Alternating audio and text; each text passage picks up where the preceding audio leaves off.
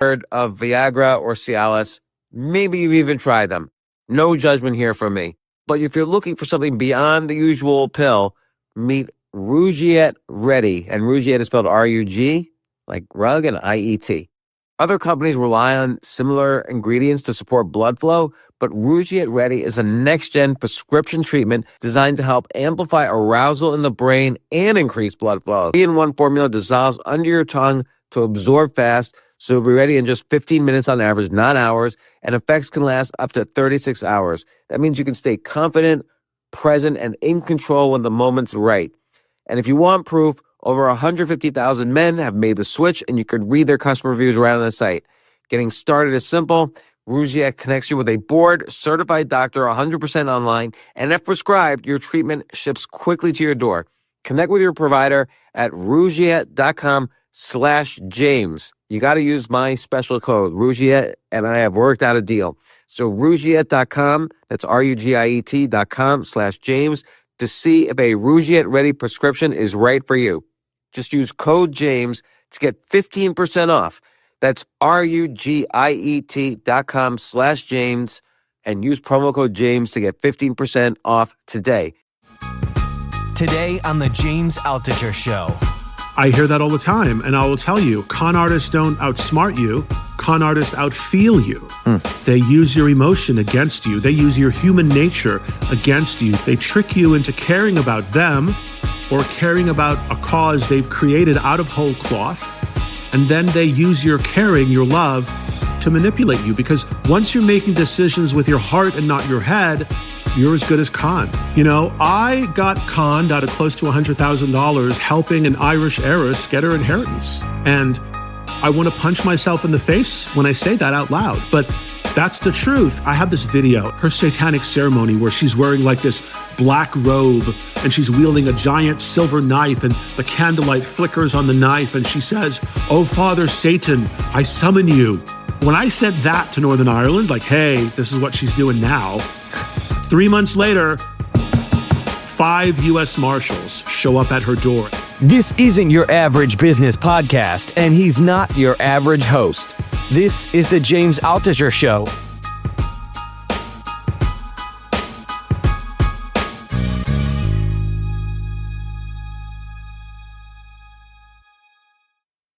Anatomy of a Con Artist. The 14 red flags to spot scammers, grifters, and thieves. This is a book, an amazing book by Johnathan Walton. Also check out his podcast, Queen of the Con, and his other podcast, Cocaine Air. You'll hear what those are about during this episode. But Anatomy of a Con Artist is such a dead-on book. Johnathan talks about a time he was scammed by a professional con artist out of $100,000. He also talks about other situations and scenarios where people have been massively scammed, and he finds that all of these con artists, professional con artists, have these 14 red flags in common. The stories are amazing, and I feel like I've been fooled or conned so many times. This is definitely a book. He definitely has some truth in this book, and he's got the stories to back it up. Such a great storyteller. Here's Johnathan Walton.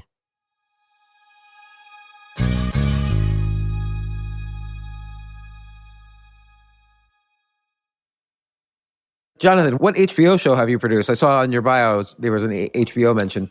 Oh, I did a show with Mark Wahlberg called Wahl Street, spelled W-H-A-L, Wall Street, based on his last name, Wahlberg. And it chronicles, it's going into its 4th season now, I believe. It's chronicling all of his businesses. You know, he's not just an actor. He's got a clothing line. He's got a line of gyms and fitness stuff. He's got Wahlburger, a line of fast food places. Like he's got a lot of businesses. So Wahl Street was just kind of the pinging back and forth, chronicling his entrepreneurship. What a great idea for a show. It doesn't quite feel like an HBO show in some sense, but it is a great idea for a show. Yeah, I mean, we made it pretty cinematic, and the season that I worked on happened during the pandemic. So you kind of saw him freak out. All the businesses shut down. All of his office buildings were evacuated. And at that time, he was planning to move to Las Vegas, which he has since done. He's trying to create a little Hollywood in Vegas. is what he's up to now. What does that mean? Like production studios and stuff like that? Yeah, a studio, and have like a lot of people are doing it because it's cheaper. Yeah. And it's not that far from LA. So you can draw talent from LA. It's just a drive to Vegas, 4 hours, whatever. Yeah, there's a lot of space to set up studios. Although I kind of think the typical studio is going to get replaced by AI, which maybe is a cliche thing to think. There's a lot of AI coming to do everything for everyone.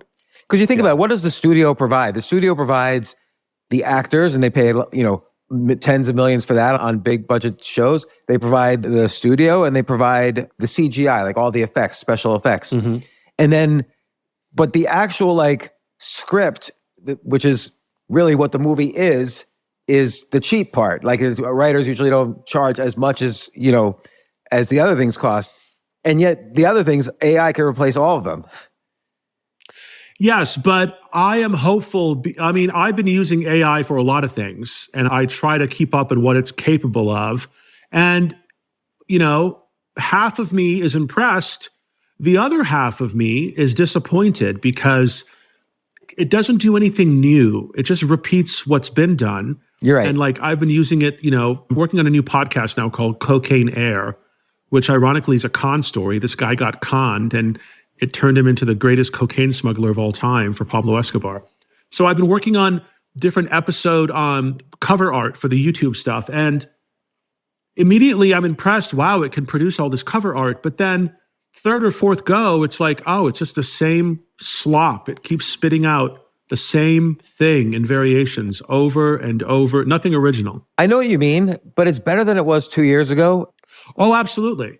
Absolutely. I mean, after I watched and by the way, I really want to talk about your book. We'll get to that in a second.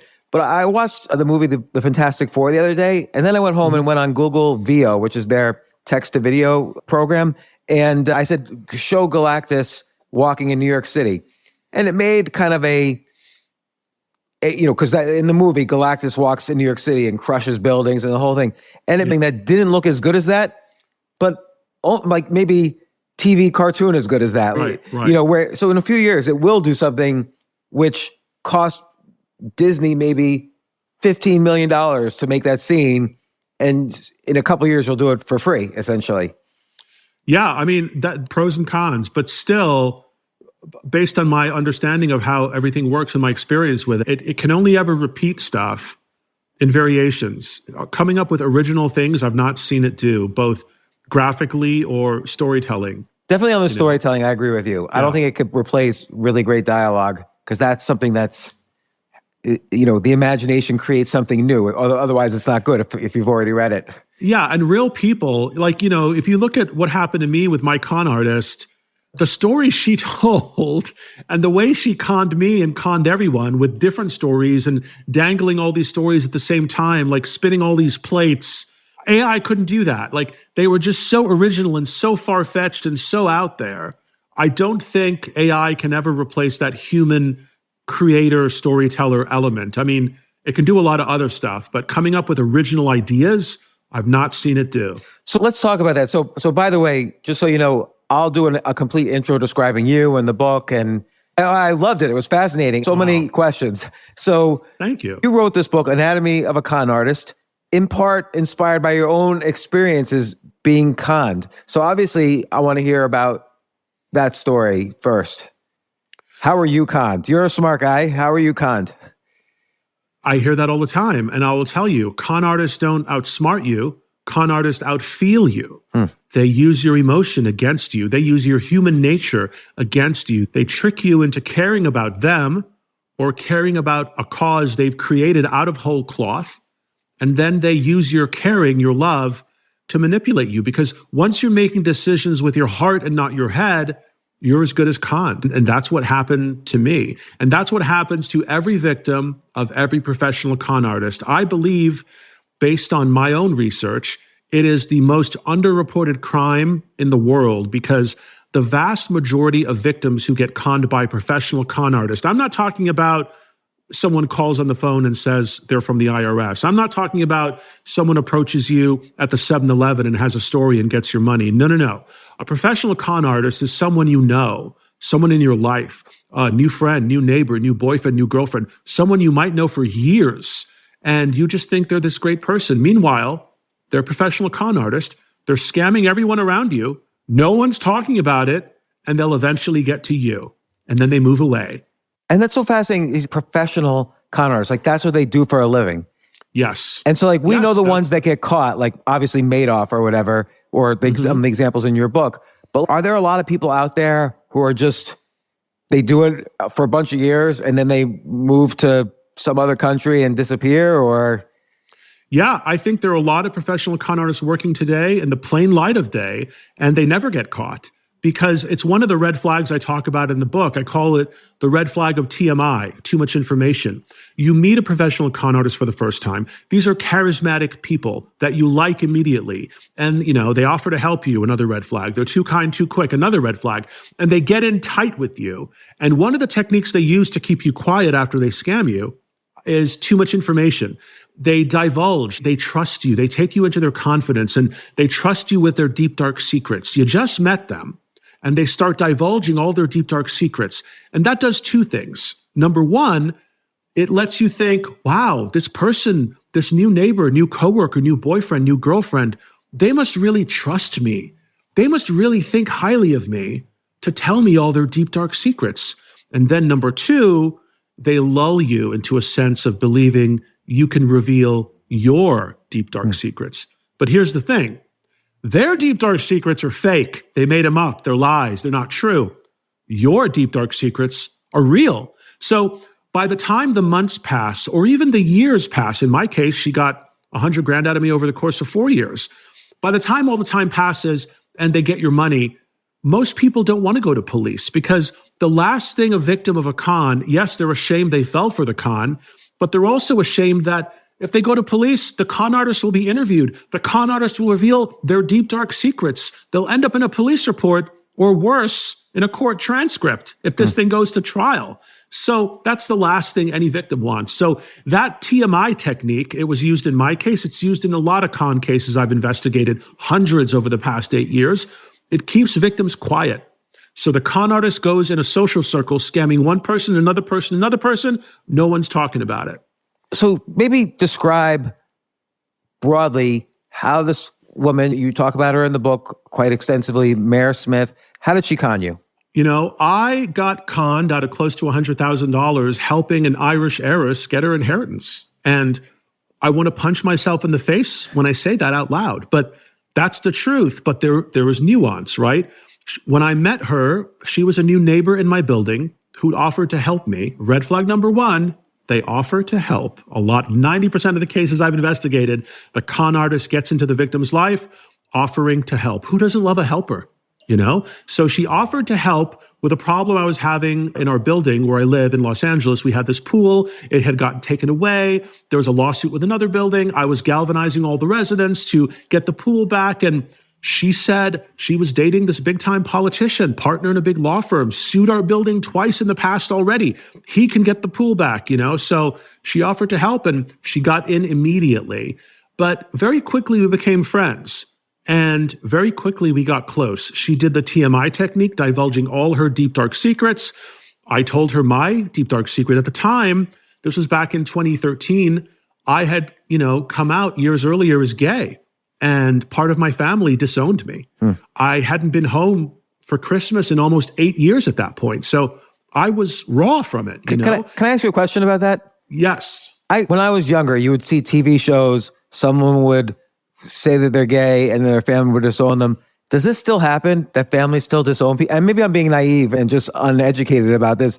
Well, what city, what part of the country do you live in? Well, now I live near Atlanta, Georgia, but I grew up in New York. And around New York. Okay. I mean, it depends where you live, right? On the coasts, no. But still, listen, in the Midwest, in a lot of parts of this country, yeah, families are disowning their kids for being gay. Gay people are being fired from their jobs for being gay, being kicked out of housing for being gay. Sometimes it's stated outright, sometimes it's not. But this was years ago, but still, it's still happening. Being gay is not okay. As much as people want to convince you that gay is everywhere. I mean, yes, it is. But there are countries where people are still being executed for being gay. It's not okay. And any person who comes out knows that. and knows, I'm lucky I live in Los Angeles. Being gay is normal here, but there are parts of the country, my husband went to Utah the other day for work, and it's not okay to be gay over there. I mean, they're not going to arrest you, but, you got to keep that stuff to yourself because, someone could come up and, I don't know, beat you up, be angry, yell something at you. Like, there are a lot of parts of this country, it's not okay to be gay. And, we're evolving. It's better than it's ever been, but we're not there yet. Right. But yeah, my family, I hadn't been home for Christmas. And immediately as Mayor Smith, that's the name she gave me, not her real name, immediately she tells me, oh, well, my family disowned me too, because they're trying to get me disinherited. And she starts unpacking her Irish inheritance story. She's from Ireland, and she's got all the requisite props. She had a framed Irish constitution hanging on her living room wall. It had the signatories. One of them was her great-grandfather, the founder of Ireland. She presents herself. She says she's Irish royalty originally, and she's got this 25 million euro inheritance coming.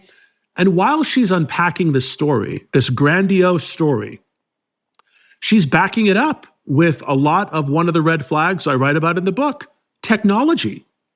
She would sell this story to me over the screen of her phone and her computer and her iPad. I would see emails from barristers. I would see texts from her cousins Fintan and Tristan and her uncle Patridge Clarke, Clarke. All of these weird phrases, farthing, you'll never get a bloody farthing. I believed all these characters, AKA her family members in Ireland, were real because I saw texts and emails from them. How many times has someone held up their phone and said, look what so-and-so just texted me? Okay, you know what? Did you ever? That happened to me once. A guy was seeking investment for his company, and he had some sort of miracle drug. And he showed, look what Paris Hilton just texted me. And he showed me the text. And I don't know if that text was real or not, but he did turn out to be somewhat of I don't want to say it, but, whatever it is you would say. I'll say it, a scammer. Yeah. Yeah.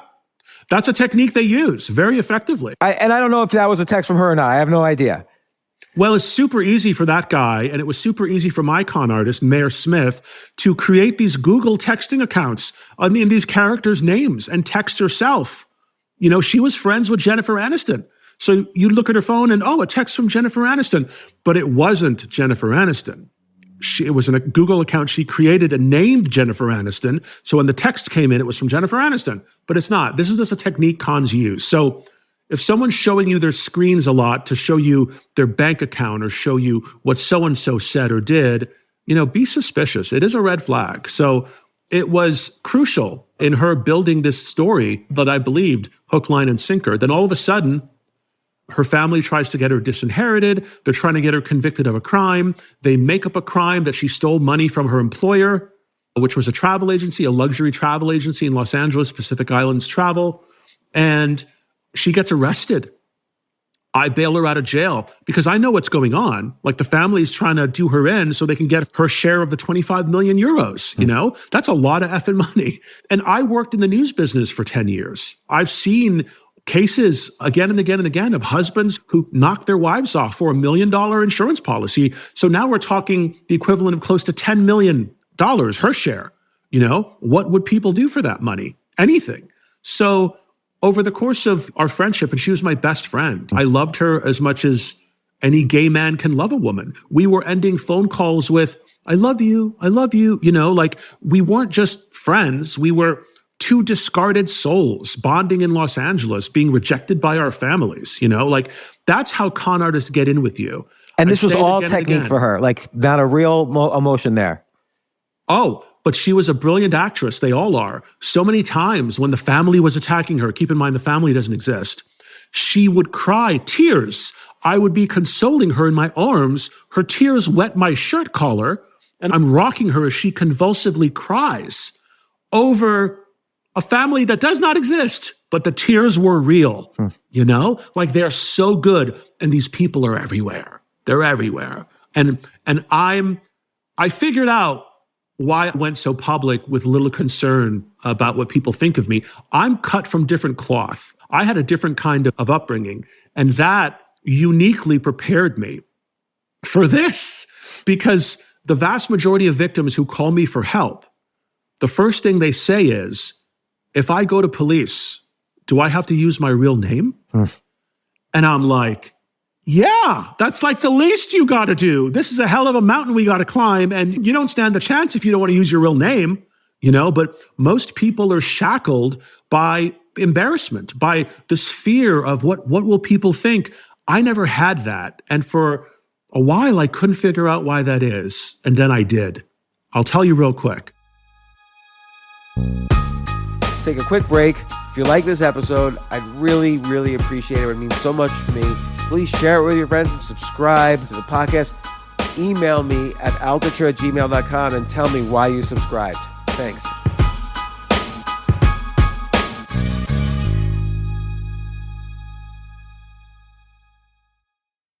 Going online without ExpressVPN is like having sex without a condom. Most of the time, you might be fine, but the repercussions could be huge. I mean, every time you connect to an unencrypted network in a cafe, a hotel, an airport, your online data is not secure, and any hacker on the same network can gain access and steal your personal data, which like passwords, bank logins, credit card. I'm paranoid about this all the time, which is why it's so important to use a VPN like ExpressVPN. Look, your data is valuable. Hackers can make up to $1,000 per person selling personal info on the dark web. And ExpressVPN stops hackers from stealing your data by creating a secure, encrypted tunnel between your device and the internet. First off, ExpressVPN is super secure. It would take a hacker with a supercomputer over 1 billion years to get past ExpressVPN's encryption. It's easy to use. You just fire up the app and click one button and you get protected. Rated #1 by top tech reviewers like CNET and The Verge. Whenever I go to an airport or like if I'm at a cafe with my computer or whatever, I flip the switch, turn on ExpressVPN to protect myself. It is so important for me to protect my personal data. It should be personally important to you as well. So secure your online data today by visiting expressvpn.com/Altucher, Altucher. That's expressvpn.com/Altucher to find out how you can get up to 4 extra months free. expressvpn.com/Altucher. Searching for a romantic summer getaway? Escape with Rich Girl Summer, the new Audible original from Lily Chu. The exquisitely talented Philippa Sue, returning to narrate her 5th Lily Chu title. This time, Philippa is joined by her real-life husband, Stephen Pasquale. Set in Toronto's wealthy cottage country, aka the Hamptons of Canada, Rich Girl Summer follows the story of Valerie, a down-on-her-luck event planner posing as a socialite's long-lost daughter, while piecing together the secrets surrounding a mysterious family and falling deeper and deeper in love with the impossibly hard-to-read and infuriatingly handsome family assistant, Nico. Caught between pretending to belong and unexpectedly finding where she truly fits in, Valerie learns her summer is about to get far more complicated than she ever planned. She's in over her head and head over heels. Listen to Rich Girl Summer now on Audible. Go to audible.com/richgirlsummer.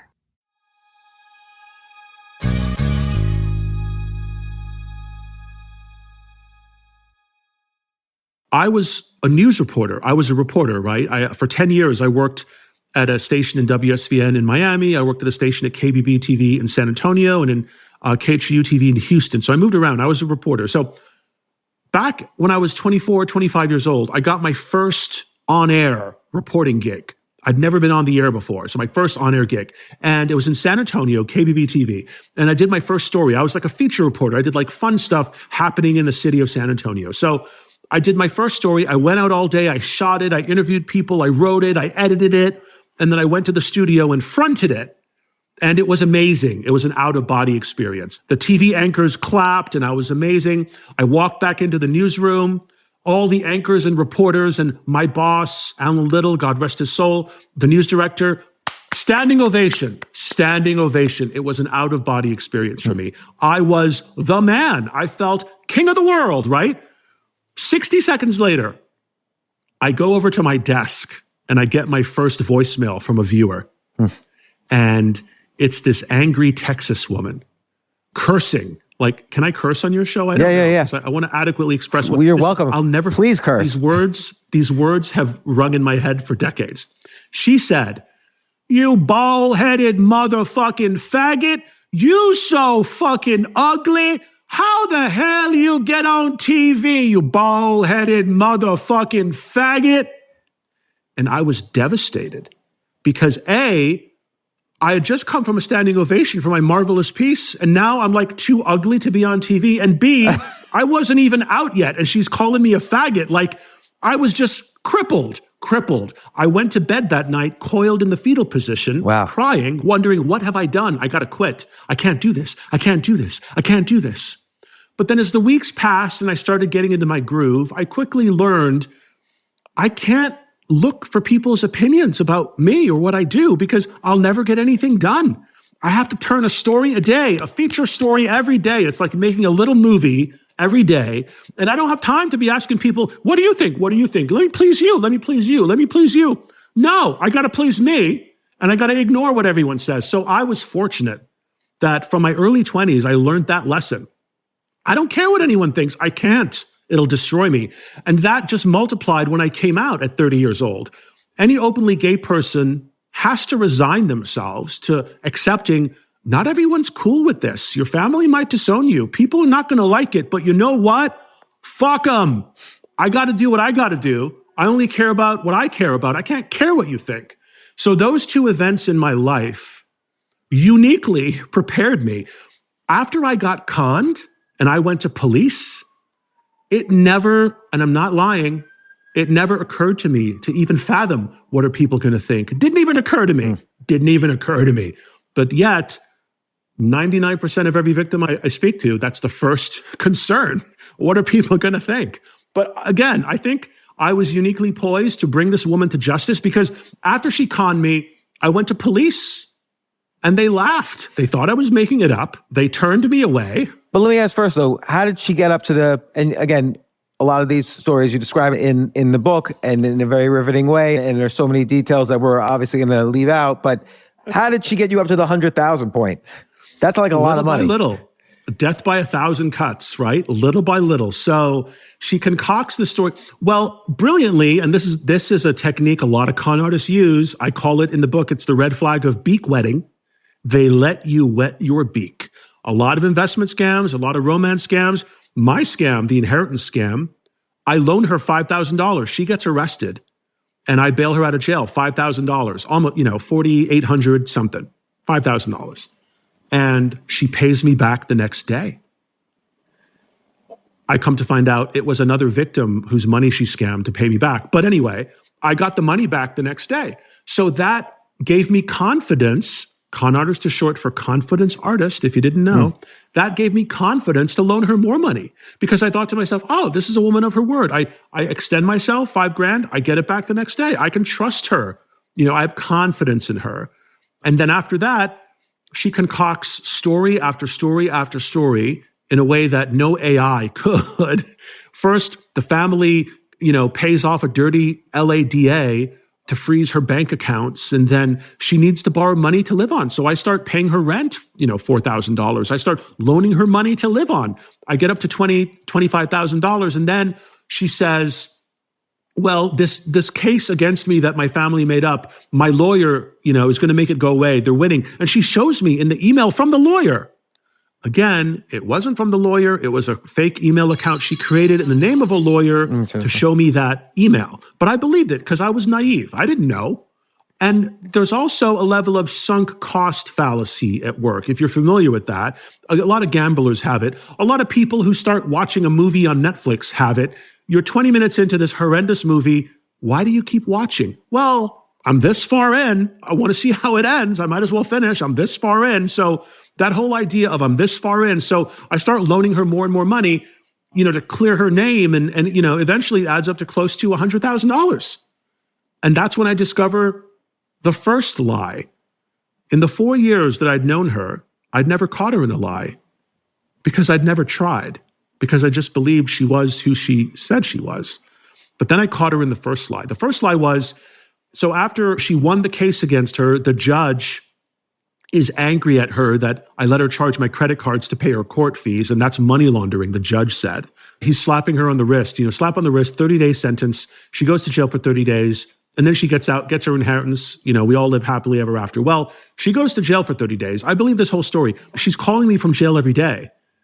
About 2 weeks in, I want to come visit her in jail. She's like a sister to me. Of course I'm going to visit her in jail. She says, no, I don't want you to see me like this. No. But I ignore her because this is like my family in jail. I'm going to go. So I don't know if you've ever visited anyone in jail, but in LA County, it was an experience. You got to go to the website. You got to create like a Facebook type profile. You got to upload your ID, upload all your personal info. Then you got to click on the inmate you want to visit.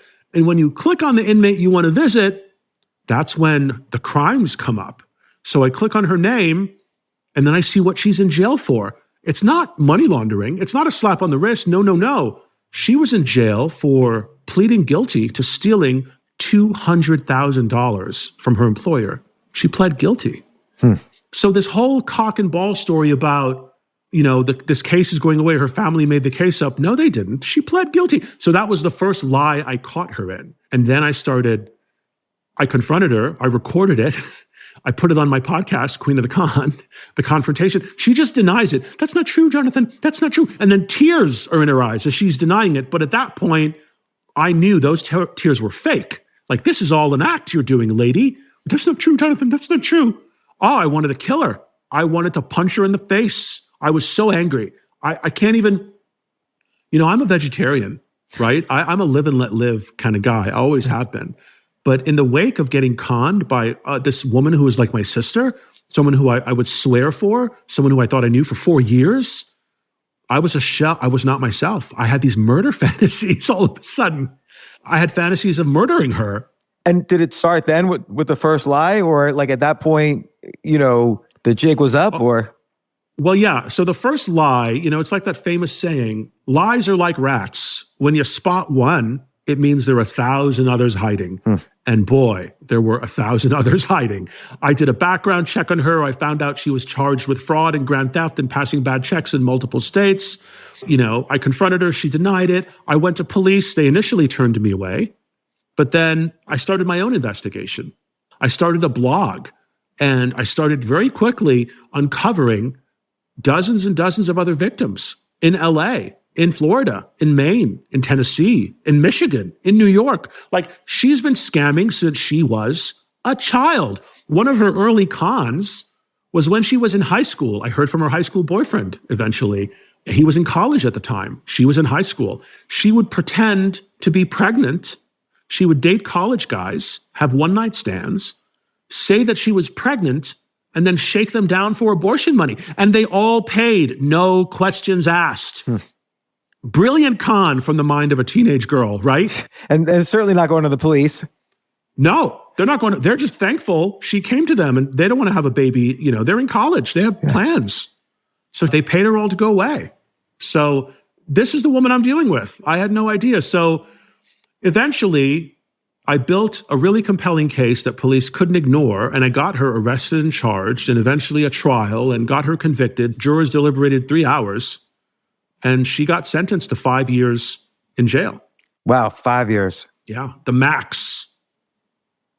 And so now she's out though, right? Oh, the plot thickens. So she gets out early because of COVID, but part of what the blog uncovered, remember all the rats? I get a call from a police detective in Northern Ireland. He had been looking for her for 10 years. So she wasn't from Ireland, but she had moved there in 2000 and lived there for 8 or 9 years. And married a local Northern Ireland guy and scammed a couple dozen people out of $500,000 and disappeared. And this guy, this detective, had been looking for her for 10 years. So back in 2017, when he's on the phone with me telling me all this, he tells me, I'm going to start extradition proceedings. Now, that seemed like impossible. Like, extraditing an American citizen to another country is so hard to do. It's nearly impossible. So as the years pass, my con artist gets released from jail. I start the podcast, Queen of the Con. I start hearing from other victims of her. I know exactly where she's in. She moves to Maine. Out of jail in LA, she moves to Maine, the furthest you can get from me in California and still be in the contiguous United States. And she starts up new scams in Maine. She's raising money to run rescue missions in the Ukraine. And then she starts this satanic church. I kid you not. She changes her name to Lucia Belaya, and she starts scamming Satanists. These Satanists start calling me for help and advice. Help, she infiltrated our group. What can we do? So I start working, this goes back to the phrase, the enemy of my enemy is my friend. Mm-hmm. I start working with devil worshipers to take this woman down, And I do believe the satanic church thing, that was the straw that broke the camel's back in Northern Ireland, because Northern Ireland is a deeply religious, deeply Christian country. And over the 7 years, I've been feeding all her new whereabouts to the police in Northern Ireland. She was living out of Airbnbs. She was smart not to get a permanent address. She just kept moving. Every month or two, she's at a new Airbnb. And the podcast took off, so I know exactly where she is. Victims are telling me, she's at this Airbnb now. I just saw her there. She's my new neighbor now. Here's her address. So I have this video, and it's on my website, a short clip of it, her satanic ceremony where she's wearing like this black robe and she's wielding a giant silver knife and the candlelight flickers on the knife and she says, "Oh, Father Satan, I summon you." Like when I said that to Northern Ireland, like, hey, this is what she's doing now. 3 months later, 5 U.S. Marshals show up at her door, at her Airbnb, the address that I sent to Northern Ireland, and they arrested her. This was back in February 2024. And they extradited her to Northern Ireland. Right now, she is sitting in a jail cell in Northern Ireland. She's been sitting there for more than a year awaiting trial. The date keeps getting pushed and pushed and pushed. She's in jail. I'm hearing from parents of inmates in that same jail. She's still scamming people in jail. She's telling people her name is Maxine, and she's in there because her IRA husband committed a murder and put it on her. Like these people will always scam. It doesn't matter how much you catch them. You give them people who don't know who they are, they're going to start telling stories. And what's her goal in telling these new stories? Well, con artists are all psychopaths. Mm-hmm. They don't operate like regular people. They have no feeling. They get off on inventing stories. They're always directing a movie, and we're all taking part unwittingly. And they love that. They love creating worlds that do not exist. It brings them pleasure. They're not regular people. They're psychopaths. And I say this in the book, criminals are criminals, right? You look at a mob boss who's ordered the hits of hundreds of people, has blood on his hands. But even a mob boss loves his family, loves his children, loves his parents, his brothers, his cousins. Con artists, mine included, they don't love anyone. They will scam anyone, their children, their parents, their brothers, their sisters, their cousins. Again and again and again, these are the cases I investigate. This con artist, they scam everyone. I don't consider them human beings as we understand human beings to be. They're psychopaths. And I used to take it so personal that she scammed me, but now I realize it wasn't personal at all. I was just next in her path. It's like a shark moving through the ocean. If you're in the path, you're going to get bit. Why do you think she targeted you? And I want to get into the actual anatomy, and you mentioned a couple of kind of red flags, but why do you think she targeted you for this scam? So she got $100,000 out of you, but she first saw you because you were putting up flyers around the building. You think she did further research? It's like, oh, he's a TV producer in Hollywood. He must have some money or whatever. Looking back, and again, I didn't realize this until after writing the book, and recently I didn't realize what I'm about to tell you, but now I realize it. So we lost the pool in our building. I took it upon myself to galvanize our residents and organize this effort to get the pool back. I was the do-gooder. Now that I know everything about her, she must have looked at that flyer I posted all over the building, and that told her all she needed to know to create the perfect con just for me. She must have read that flyer and thought to herself, this guy's a do-gooder. I'm going to get him to do good for me. Because that's exactly what she freaking did. I was trying to do good for her. She was a damsel in distress. I was trying to rescue. And she came up with a unique con for every victim. She impersonated a psychologist. She had patients. She had people paying her for therapy, and she was scamming all of them, and none of them want to go to police. It's the most infuriating few conversations I've had with these people. I'm begging and pleading, let me help you file a police report. Let me help. They don't want to because she knows their deep, dark secrets. One of the red flags I write about TMI.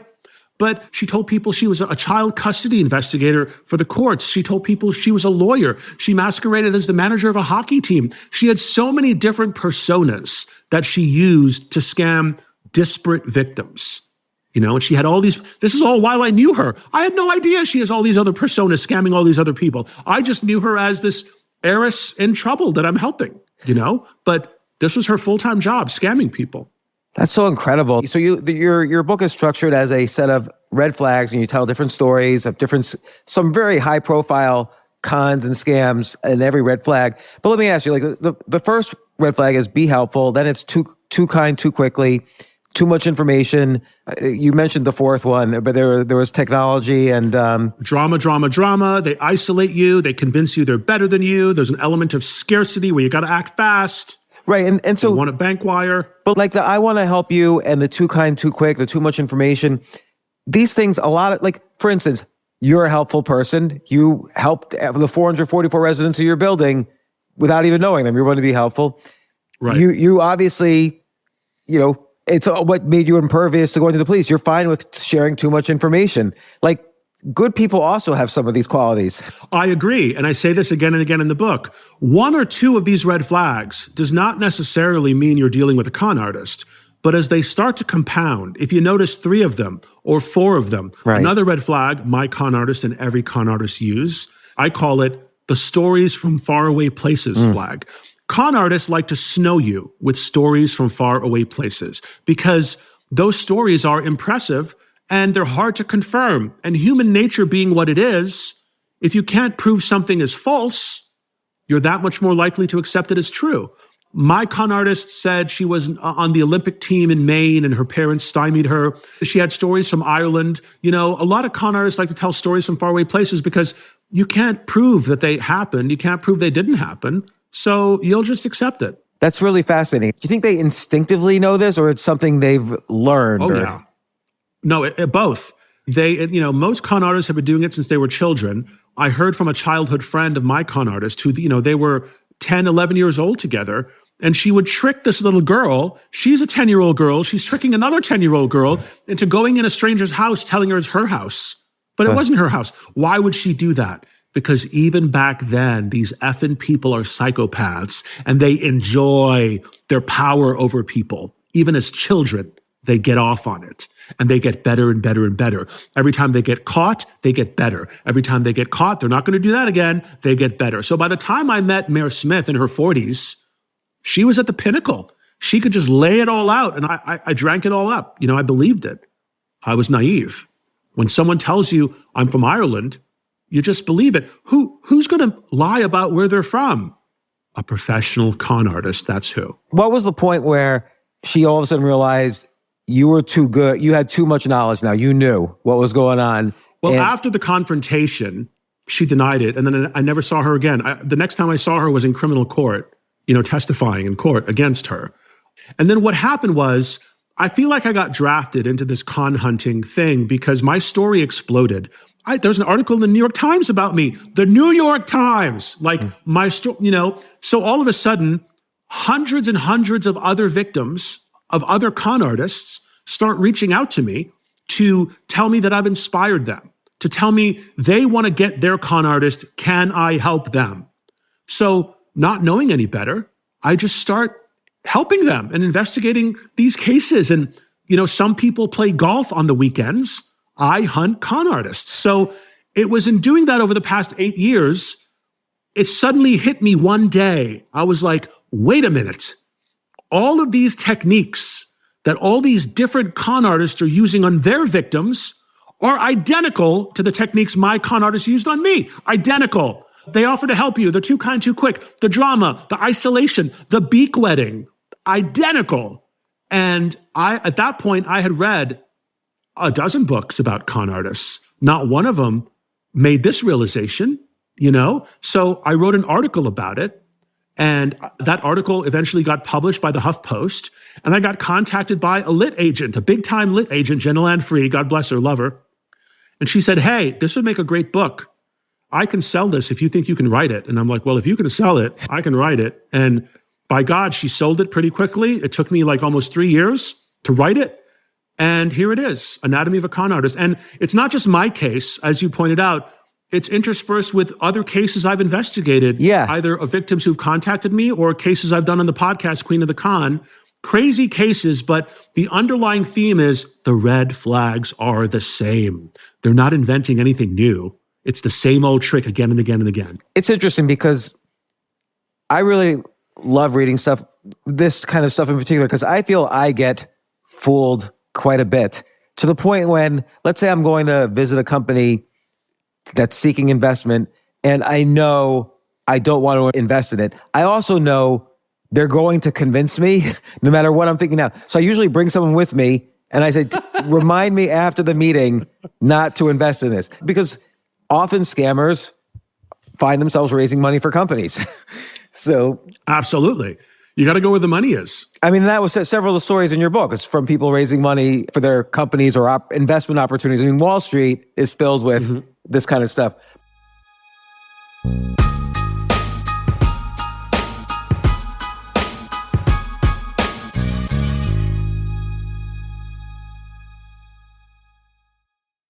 I want to tell you how I'm going to start my next business. And I just want to say, I always have a hard time with paperwork. Like, how do I register an LLC? What state do I do it in? What forms do I fill out? I'm incompetent when it comes to any kind of paperwork. But I'm going to use this company, Northwest Registered Agent. That's Northwest Registered Agent. You could use them and you could build your business in just 10 clicks and in 10 minutes or less. Starting a business should be all about ideas and executing and getting customers and building a product. It shouldn't be all this complicated rules and paperwork, but Northwest Registered Agent makes it super simple. They've been helping businesses launch and grow for nearly 30 years. They know what they're doing. And if you want to build your business while keeping your business information secure, Northwest is the partner you need. So don't wait. Protect your privacy, build your brand, and set up your business in just 10 clicks in 10 minutes. You can get more information. Just visit northwestregisteredagent.com/James. That's the key part. And start building something amazing. Whatever idea you have, just start. Just start the business today. It's super cheap. Get more with Northwest Registered Agent at northwestregisteredagent.com/James.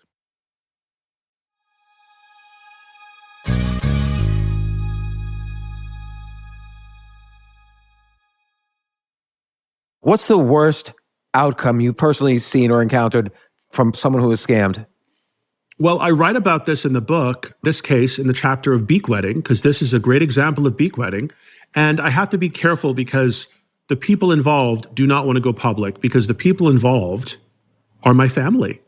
Without being specific, I will just say that my entire family cumulatively lost millions and millions of dollars to a con artist named David Smith. My family is from Jamaica. That's a whole other story. So this happened in Jamaica. You look very Jamaican. I do. I get that a lot. Below the waist, trust me. So David Smith was this foreign exchange whiz. He was like a Bernie Madoff, but this was before Bernie Madoff, so no one had a frame of reference. And he was offering 10% per month on people's investments. And how he pulled it off was beak-wetting. He claimed the first few hundred investors, he would, and technology, he'd created like a banking type of website you could log into his company and see your account. But obviously it's all fake. But it feels real because you're logging in, there's your money, it's growing 10% every month. You want to take out, a couple $1,000s? He'd give it to you. He'd let you wet your beak because he knew human nature is a hell of a thing. Again, con artists don't outsmart you. Con artists outfeel you, and greed is a hell of a powerful feeling. So he knew that these people, they don't want to take the money out because the more money they take out, the less interest they're earning. They're earning compound interest of 120% a year. So word spreads quickly and everyone starts investing. And it's easy to doubt David Smith, right? It's easy to be suspicious of David Smith. But when your brother, when your father, when your cousin tells you, hey, I'm making hundreds of thousands of dollars a year on this investment, come on, don't be an idiot, get in on it. You're going to get in on it because now you're not just taking David Smith's word, you're taking the word of your family and friends. But ultimately, it was a Ponzi scheme. It was a Ponzi scheme before, the Ponzi scheme of all Ponzi schemes. So no one had a frame of reference. This was years before Bernie Madoff. My whole family invested heavily in David Smith. And in one fell swoop, they lost millions of dollars. So did 2,000 other people. And I guess there wasn't enough money to pay people back after he was caught because he would use money from one to pay off another to keep the Ponzi scheme going. Exactly. What he did, and I lay this out in the book to explain how this works, he paid $4,000 and got certified in foreign exchange trading.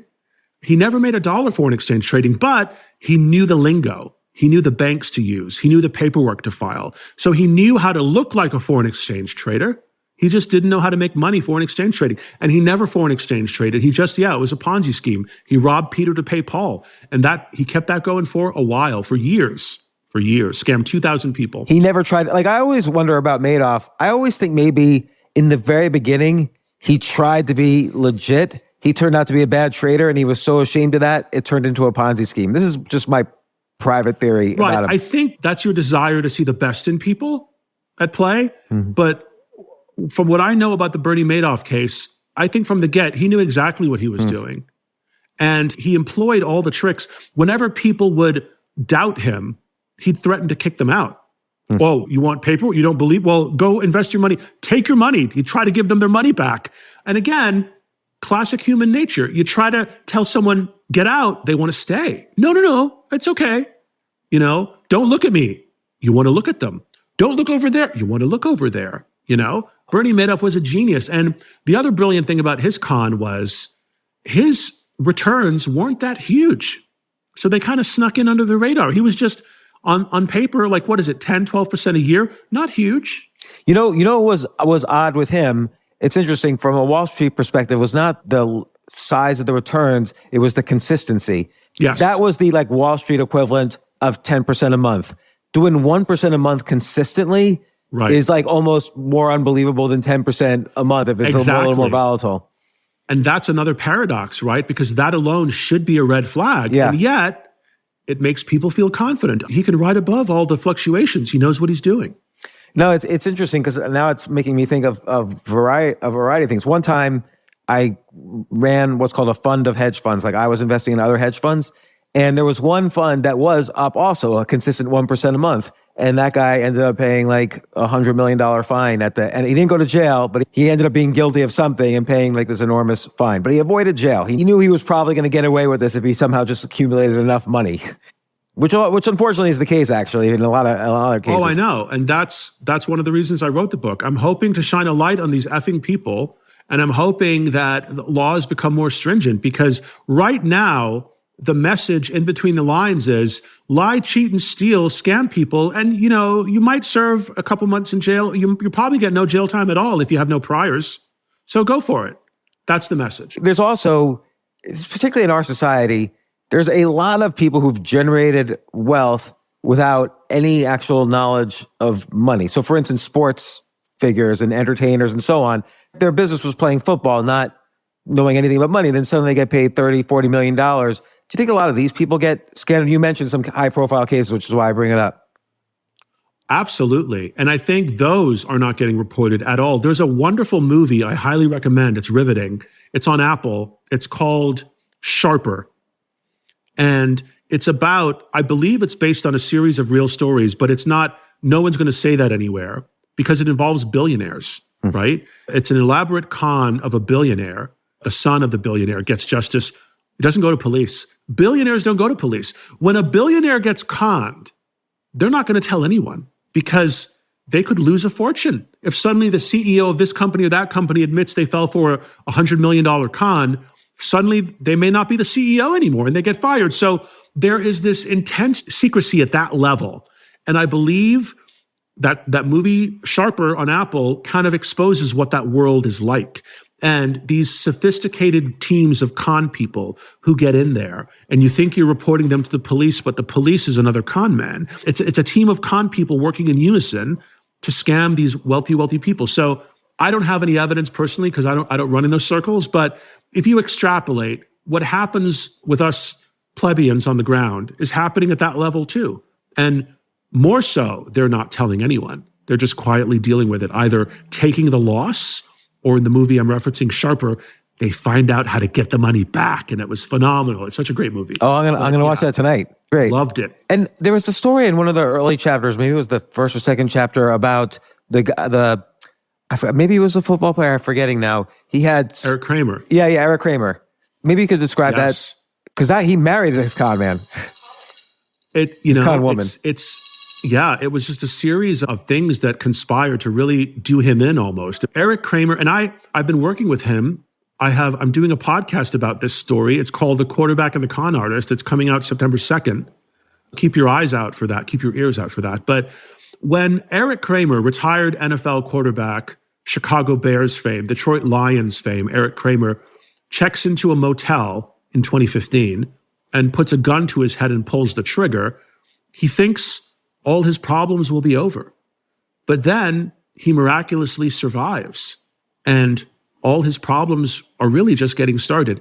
Because for a couple of years, he has the brain of a 6-year-old boy. He's not an adult. He's slow and he doesn't understand things. And he does whatever you tell him. And during that time, a con woman sneaks into his life, marries him in a secret ceremony that none of his friends or family are invited to, and then proceeds to bleed him dry, stealing from him.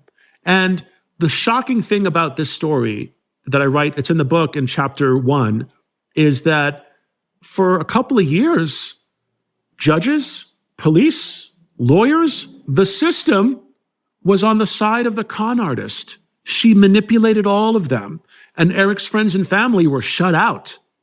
And it looked like things were going down fast, but then all of a sudden, Eric came to.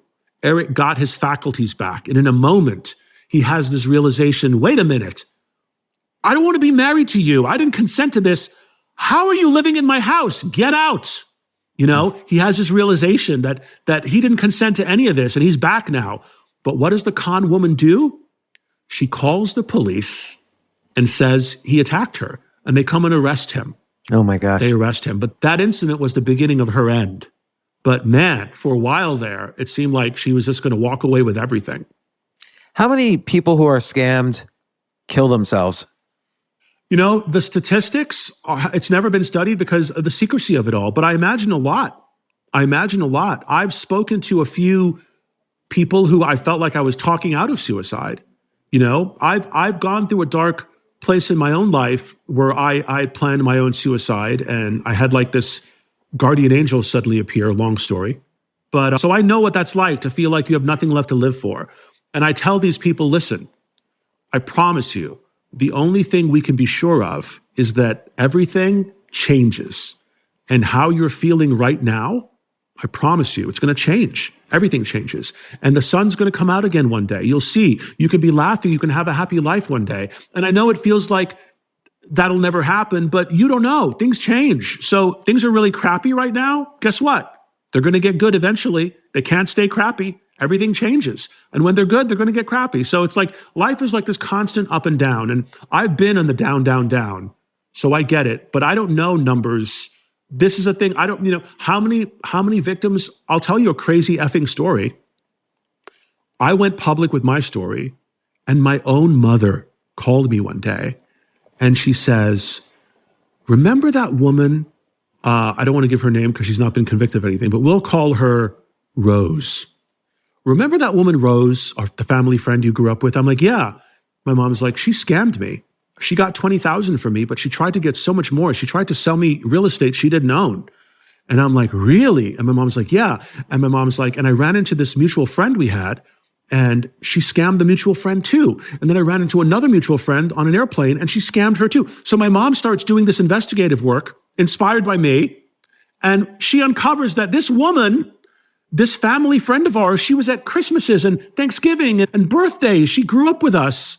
She was a con woman, scamming everyone in my mother's social circle. No one's talking about it. No one's reporting her. And she just slinks away to the next scam. They move around a lot. That's another red flag. Con artists move around a lot. They have to. Because when the jig's up, you got to leave town and find new victims who don't know you. And it was just, that's how close it cut. You know, my own mother not admitting any of this to anyone, but feeling she can trust me now because I'm a victim and I went public, you know? In this case, just as a random example, in this case with this Rose who calmed your mom, you have another red flag, which is very interesting, isolation. Like try to isolate you from everyone else. Like for instance, Eric Kramer's wife / con woman, isolating him from his family and friends, getting everyone to hate each other and so on. And this woman, Mare, you're a con man, isolating you from your neighbor from you, like telling lies to each other about each other. How did this woman Rose do it? I think this woman Rose, she relied on the fact that these other women she was scamming didn't see each other every day, so she could tell a story. It's remarkably easy to do. You and I never try stuff like this because we're regular human beings. We're not psychopaths. But if you're a psychopath wanting X not to talk to Y, all you got to do is say, hey, X, Y said that you're a fat whore. And I said you're not, but why? And all of a sudden you hate Y, but you're not going to confront them. You're just going to avoid them. You know, it's so easy to do. It's like that old saying, a lie can make it halfway around the world before the truth can get its pants on. Yes, lies are easy to believe because they're sensational and they're dirty and they're interesting and they're multifaceted. The truth is kind of boring. The truth is, Y didn't say anything about you. Y likes you just fine. But no, Y said you're a fat whore. What? I'll never talk to Y again, you know? And that's what Mare did. That's what they all do. It's so easy to do. It's just that if you don't have that mindset, so the minute someone starts telling you so-and-so said something about you or don't talk to so-and-so, that's a red flag. Like, you got to wonder, what is their motivation for, do they want to hurt my feelings? Why would they be telling me this? Unless they don't want me to talk to that person. Let me talk to that person.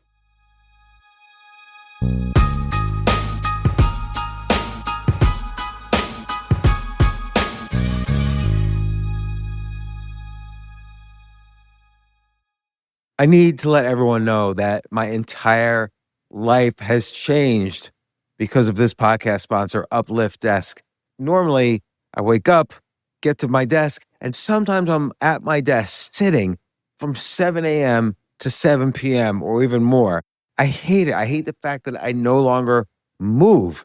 So I started using the Uplift Desk, and it's completely changed my routine. I'm like happier, and it didn't just improve my posture. I'm moving more. I feel like I'm thinking more clearly. It's like I see more of the world because I'm standing up, and I actually enjoy being at my desk. But even this little punching bag, when I get upset, I can like punch it. I realize how important your workspace is to just your general well-being and health. And it's just important to move more during the day. Uplift Desk definitely helps me be a little healthier or a lot healthier my time when I'm at my desk. I have more energy, more focus. It's only been a few weeks, but I honestly feel happier when I'm standing up at my desk. And people can even tell when I'm on Zoom calls, for instance, that I seem to be more energetic. So look, your workday doesn't have to leave you feeling worn out. Go to upliftdesk.com/James and use the code James to get 4 free accessories, free same-day shipping, free returns, and an industry-leading 15-year warranty that covers your entire desk, plus an extra discount off your entire order. That's upliftdesk.com/James for this exclusive offer. It's only available through this link. So elevate your workspace with Uplift Desk. Go to upliftdesk.com/James for a special offer.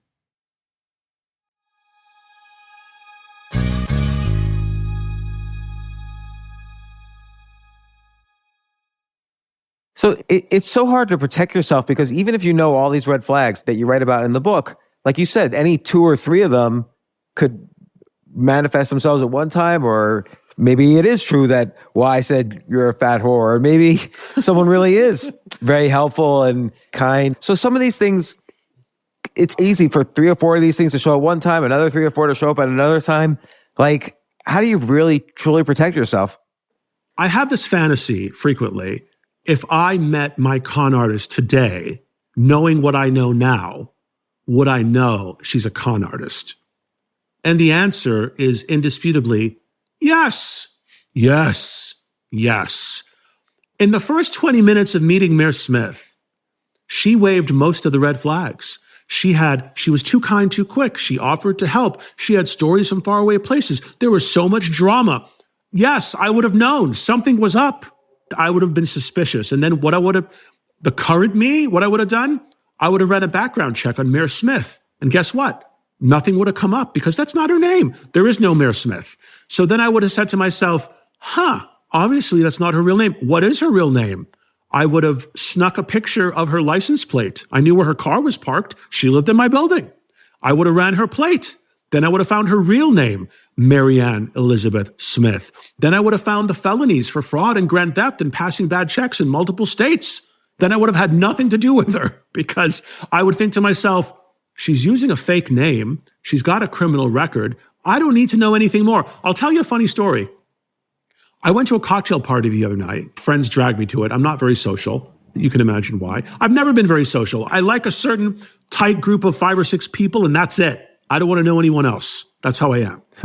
Kill me. That's how I am. So my friends dragged me to this cocktail party, my husband and me, and we're there. And this, it's like probably like 30, 40 people, wine and cheese, fancy, everyone's dressed up. And this couple comes in, a man and woman. They just moved here from Arizona. They're in their late 30s.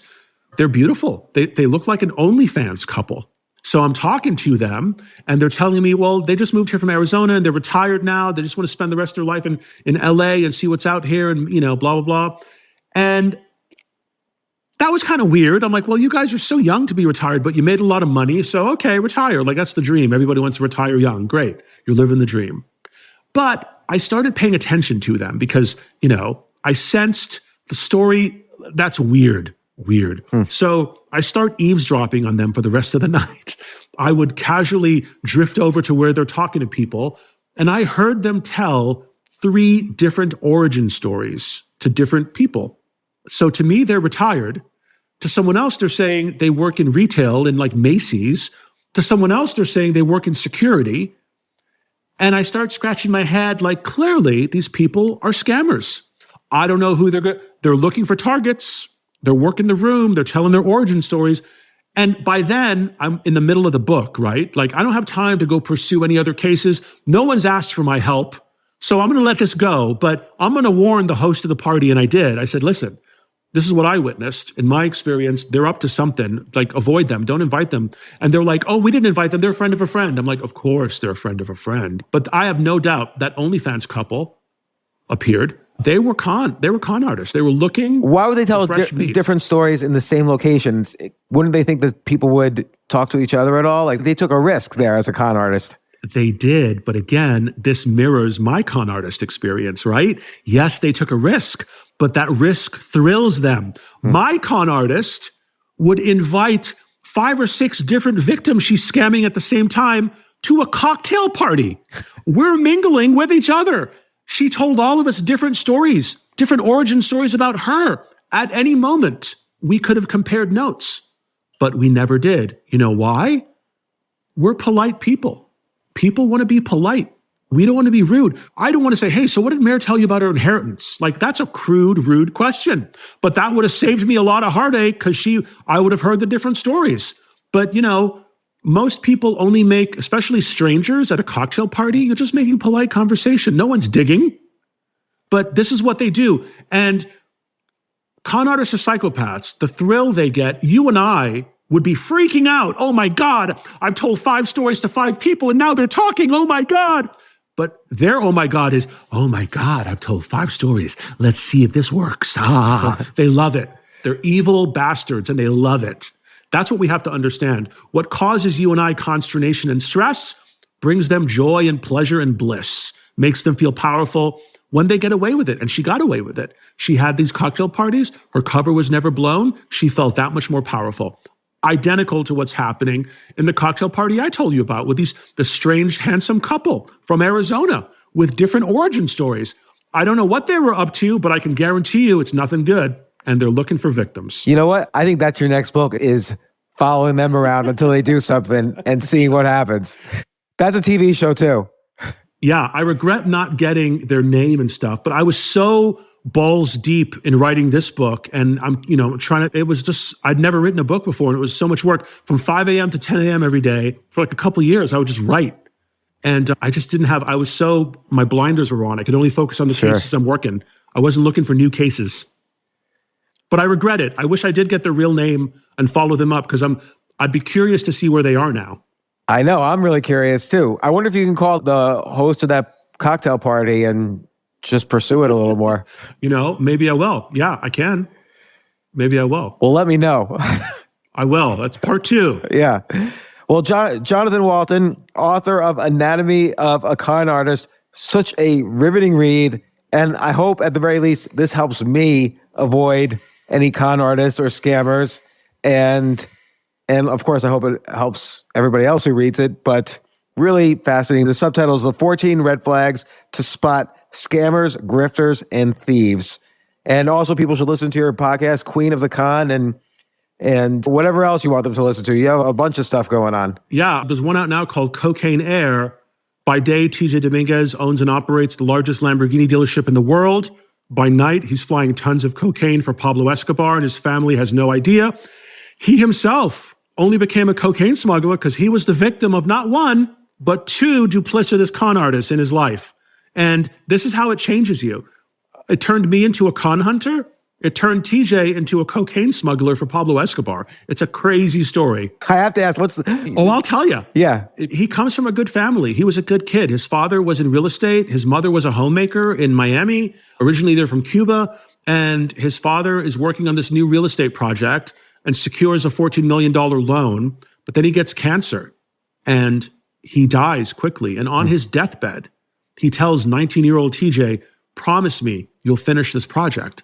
And TJ, his father was everything to him, everything. And TJ promises him, yes, Dad, I will. I promise you. So his dad dies. The $14 million the dad had secured, the bank won't give TJ because TJ's a 19-year-old kid. In their mind, you're nobody. Your dad had the loan, not you. So, good luck finding the money from other places. So TJ tries to secure this money to open this. It was a sugar mill in Haiti the dad had invested in and started building from the ground up. And TJ meets with banker after banker, gets turned away. Eventually, he meets a banker who agrees to give him the loan for $100,000. He has to deposit $100,000 in a good faith deposit or whatever. TJ's 19. He doesn't know. Deposits the money, never hears from the banker again.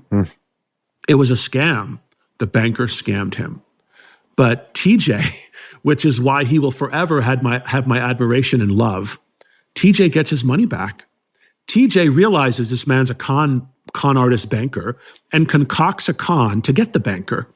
He has his buddies pose, and this is in the podcast, TJ tells it so much better than me, as rich Texas oil guys. So these rich Texas oil guys are driving around Miami in this big new Cadillac Brougham, picture it, 1970s, huge, and they want to buy some land. And so they pick up this banker to take them around and maybe help them with a mortgage on some of the land they want to buy. They have a lot of money. But no, they're just wearing costumes, cowboy hat, boots. So they take this guy to an abandoned farmhouse on the outskirts of Miami. And TJ's there, ties into a chair. They beat the banker to within inches of his life. Wow. And TJ tells him, give me my effing money back. And the banker's like, I don't have it. So what the banker did to make good, the banker was in a whole other scam. He had a cashier's check for a bank in the Cayman Islands made out to a local car dealership in Miami. So he gives TJ that cashier's check, and TJ buys like a dozen luxury cars and sells them for pennies on the dollar to get his money back. So in the end, he got his $100,000, and he took the guy's Rolex too. In the end, he got his money back in grand fashion. And then he went looking for the loan because he's still trying to open the sugar mill to keep a deathbed promise to his dad. And he finds another banker And he gets scammed again. Oh my God. He gets scammed again. And at that point, he says, you know what? Fuck them. I'm going to be the bank. I'm going to do everything they're doing, but better. And to raise some cash, he smuggles in a load of pot from the Bahamas, and he's really good at it. And, he's trying to raise $14 million. He's making a couple $100,000 here and there. And eventually he starts doing cocaine. And eventually he's really good. He's the only cocaine pilot. He had never flown a plane in his life. He bought a plane, learned how to fly. And he's the only cocaine pilot not doing cocaine, never done a drug in his life. Huh. And he stands out. He's always on time. He never loses a load. Eventually, Pablo Escobar hears about him and agrees to pay him $5 million a week to fly a plane load of coke for him. And that's when he got deeply into cocaine for Pablo Escobar and was making, in the end, he was bringing home the equivalent of $100 million every month. He had 30 airplanes, mansions up and down the Florida coast. He had a Lamborghini dealership. He had the first cell phone beeper company in South Florida. It's a crazy, crazy story that never would have been if he didn't get scammed. Like, those two con men changed the trajectory of his life, as con men often do to their victims in many different kinds of ways. So I'm definitely going to listen to that podcast, Cocaine Air. But I feel like if I made $100 million in a month, that's no one's ever going to see or hear from me again. Like, I'm just retired, not retired in the sense that couple that you met at the party, but just like, I'm never going to get any phone calls again. I'm just done. Well, listen, if you keep your current lifestyle, TJ had 30 airplanes. You know how much it costs to fuel those? TJ had like an armada of boats and mansions, and like, it's a high dollar lifestyle. Yeah. Every day you're burning through money. So you get kind of in this addictive cycle of money buys the big things, but the big things need more money, but the money buys the big things, but the big things need more money. And you're constantly chasing that dragon. Yeah, if you live a quiet lifestyle, you can last forever on 100 million. But if you have 30 airplanes, that's a lot of upkeep. Just sell all the airplanes, sell everything, and just be done with it. Yeah, and that's the irony too. I'm working on the episode right now. It's going to be 12 episodes. 9 episodes are up. But when he was winding down, he was walking away from Pablo Escobar, and Pablo Escobar was not happy. But TJ kind of low-key would miss a flight and have a pilot fill in for him. He'd have a pilot fill in for him. He would get pilots from American Airlines. We unload this in the podcast, how he would approach American Airlines pilots. He didn't want drug pilots because they have problems. Yeah. They have a history. He didn't want that. He wanted to bribe a good American Airlines pilot with a couple hundred, 1,000 hours of experience to fly for him. And they all did. He would pay them $200,000 a weekend. They would fly for American Airlines during the week. On the weekend, they'd fly to Colombia, pick up a plane load of cocaine for TJ. He had it figured out. And his downfall, he never got busted. His downfall came from within, Shakespearean style. He had an Iago in his midst, and his Iago brought him down. What does it mean? He was betrayed. He was betrayed by someone he loved like a brother. Betrayed him, turned him over to the feds. Without that, he was backing out. He was winding down. He was going away. Like you said, he had enough money coming in from the Lamborghini dealership, from the cell phone company. He had a housing development. He was doing a charter airplane business at that point. So he was backing out of cocaine when it all came tumbling down. His underling got hooked on coke, got sloppy, got busted, and pointed the finger at TJ. Wow. Oh my gosh, I got to listen to this podcast. Oh, it's so good. Every word of it is true. I'm riveted. And again, he's like an anti-hero, Yeah, he was a cocaine smuggler, but when you understand how he got into it, there but for the grace of God go any of us. You don't know. Walk a mile in a man's shoes. You don't know how they got there, how they became that, he never set out to be a drug smuggler. Quite the opposite. But shit happens, and we deal with it, and we become different people. Wow. Well, again, thank you so much for coming on the show, Johnathan Walton, author of Anatomy of a Con Artist, but also podcasts like Queen of the Con and Cocaine Air. All interesting stuff that you're involved in. And also, I want to watch Wall Story now on HBO, or Wall Street, rather, about Mark Wahlberg's businesses. I think you'd enjoy it. His ambition is infectious. He's not like a typical actor. Most actors are just looking for the next movie, but he's looking for the next business to open. And he's getting hit up on all sides. It's kind of like Shark Tank, his life. As you can imagine, people are coming to him to invest, and he has to vet, is this legit? Is this BS? Do her numbers check out? It's fascinating. Well, again, you're welcome back to the show anytime. And Well, thank you. Thanks again. It's such great stuff. Great storytelling also by you. So I really appreciate it. Thanks, man. It was great being on. Thanks for having me.